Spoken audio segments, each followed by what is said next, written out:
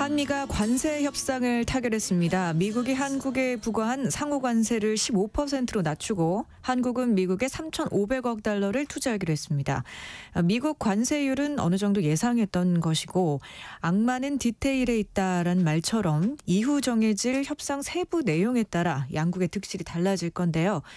우리보다 앞서 협상을 끝냈던 일본과 유럽연합의 사례를 통해 한미 무역 협상 잘 된 것인지 알아보겠습니다. 3프로TV 언더스탠딩 김상훈 기자와 자세한 내용 알아보겠습니다. 안녕하세요. 네, 안녕하세요. 네.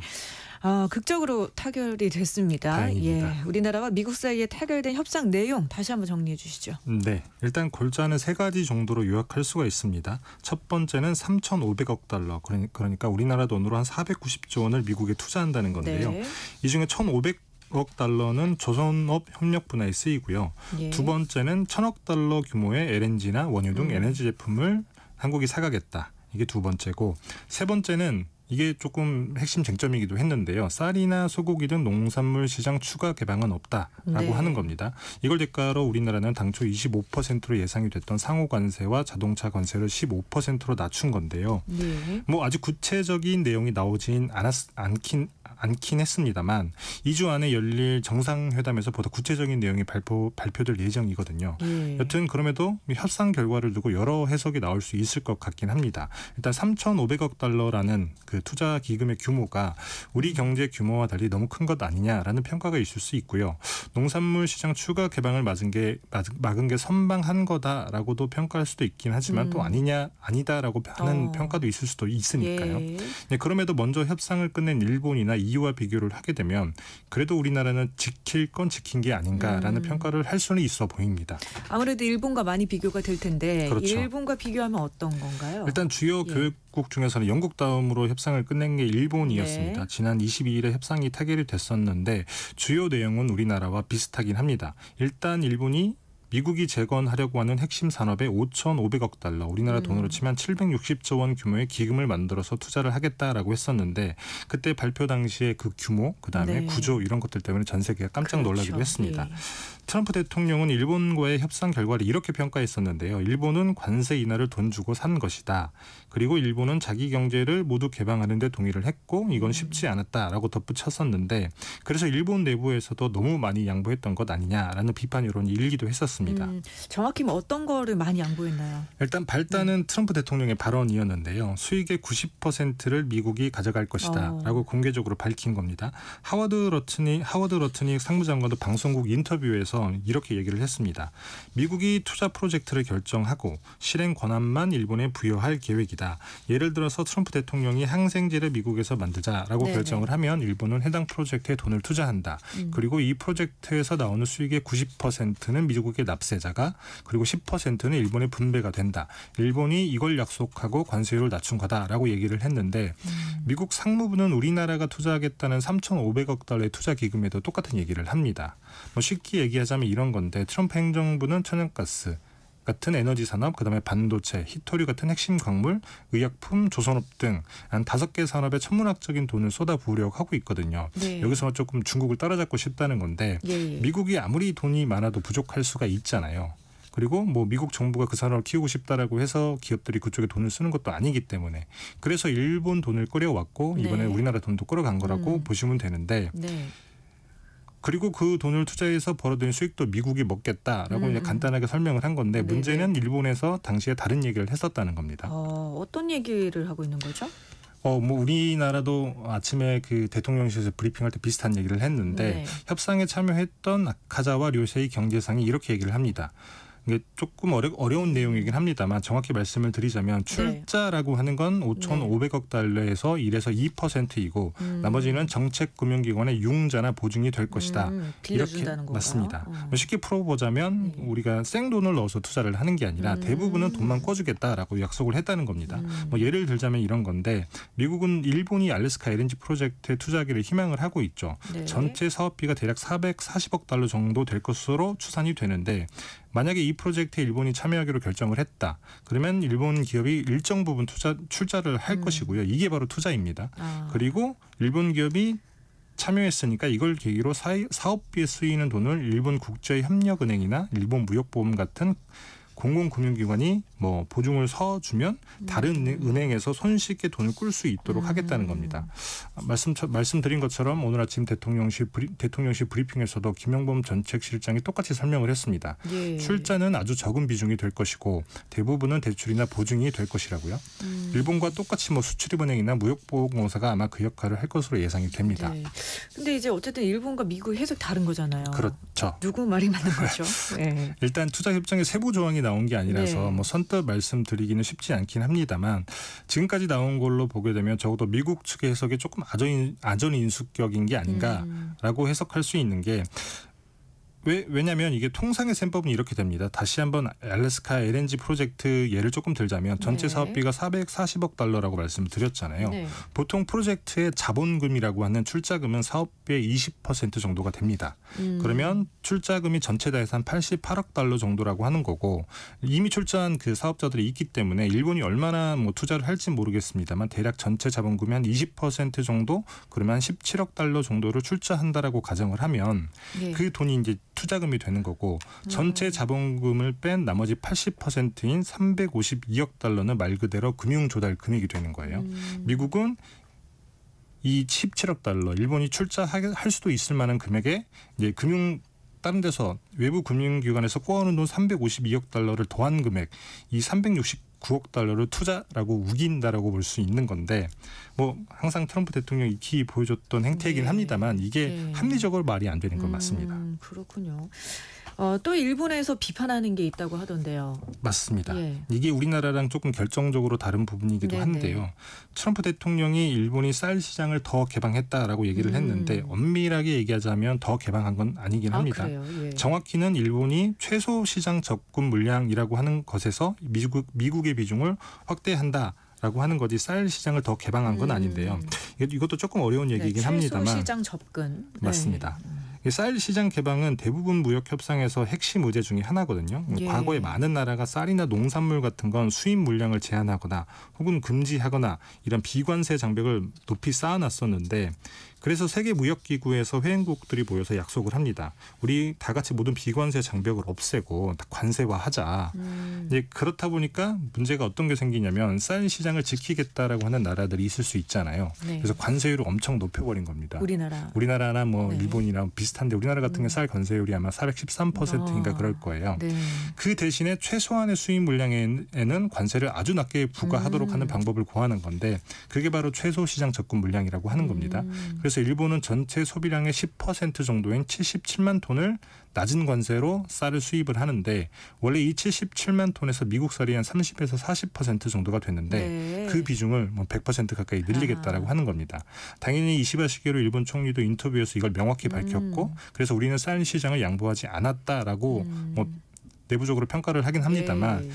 여하튼 다행히 우리나라는 최종 협상 테이블에서는 이 의제가 빠졌고요. 그다음에 미국이 줄기차게 요구를 했던 월령 30개월로 제한되고 있는 소고기 수입 확대도 빠졌습니다. 그래서 네. 일본보다 조금 낫다라고 평가를 할 수 있는 것이고요. 그렇군요. 그렇다면 EU와의 협상 결과랑도 어떤 비교를 해볼 수 있을까요? 맞습니다. 조금 비슷하기는 한데요. EU는 앞으로 3년간 미국에서 7,500억 달러, 우리나라 돈으로 치면 1,000조 원 규모의 에너지 네. 제품을 구매하고 여기에 더해서 한 6천억 달러, 한 830조 원 정도를 미국에 투자하기로 했는데요. 이 둘을 더하게 되면 1조 3,500억 달러나 되잖아요. 예. 우리 돈으로 치면 한 1,900조 원이니까 우리나라 GDP보다 많거든요.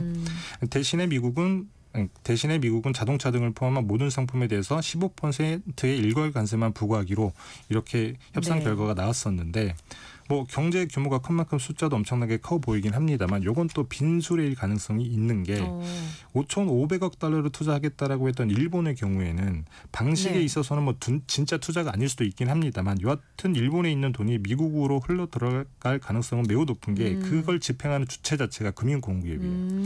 근데 EU 같은 예. 경우에는 EU 집행위에서 뭐라고 얘기를 했냐면 6천억 달러의 투자 약속은 전적으로 민간 기업에 맡겨져 있다. 그렇기 때문에 뭐 갈 수도 있고 안 갈 수도 있는 민간 것이죠. 기업이 투자를 안 할 수도 있는 거네요. 맞습니다. 물론 미국이 EU에게 이게 약속이 이행되지 않으면 관세를 되돌리겠다라고 얘기를 하고 압박을 하고 있기 때문에 네네. 어쨌든 실행이 되기는 하겠습니다만 실제 목표치대로 투자가 되기는 쉽지 않아 보이기도 합니다. 그렇군요.